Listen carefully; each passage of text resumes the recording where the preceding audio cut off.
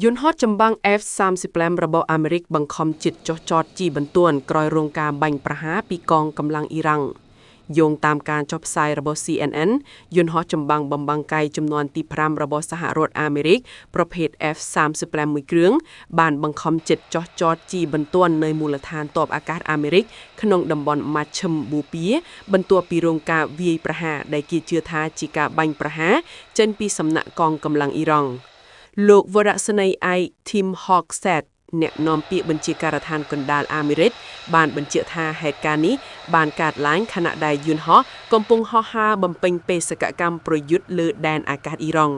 ទោះជាយ៉ាងណាយន្តហោះបានចុះចតដោយសុវត្ថិភាពហើយអ្នកបើកបរមិនមានគ្រោះថ្នាក់អ្វីឡើយខណៈដែលការស៊ើបអង្កេតកំពុងត្រូវបានធ្វើឡើងយ៉ាងយកចិត្តទុកដាក់បំផុតនេះគឺជាលើកដំបូងហើយដែលអ៊ីរ៉ង់បានបាញ់ចំយន្តហោះចម្បាំងតម្លៃជាង$100 លានរបស់អាមេរិកចាប់តាំងពីសង្គ្រាមបានផ្ទុះឡើងកាលពីចុងខែកុម្ភៈហេតុការណ៍នេះបានកើតឡើងចំពេលដែលរដ្ឋមន្ត្រីការពារជាតិអាមេរិកលោក Pete Hegseth កំពុងអះអាងពីជោគជ័យក្នុងយុទ្ធនាការវាយគំទេចប្រព័ន្ធការពារអាកាសរបស់អ៊ីរ៉ង់ការចោះចតជាបន្ទាន់នៃយន្តហោះដ៏ទំនើបបំផុតនេះបានក្លាយជាចំណុចចាប់អារម្មណ៍យ៉ាងខ្លាំងស្របពេលដែលអាមេរិកនិងអ៊ីស្រាអែលកំពុងបង្កើនយុទ្ធនាការវាយប្រហារតាមផ្លូវអាកាសក្នុងទ្រង់ទ្រាយធំប្រឆាំងនឹងអ៊ីរ៉ង់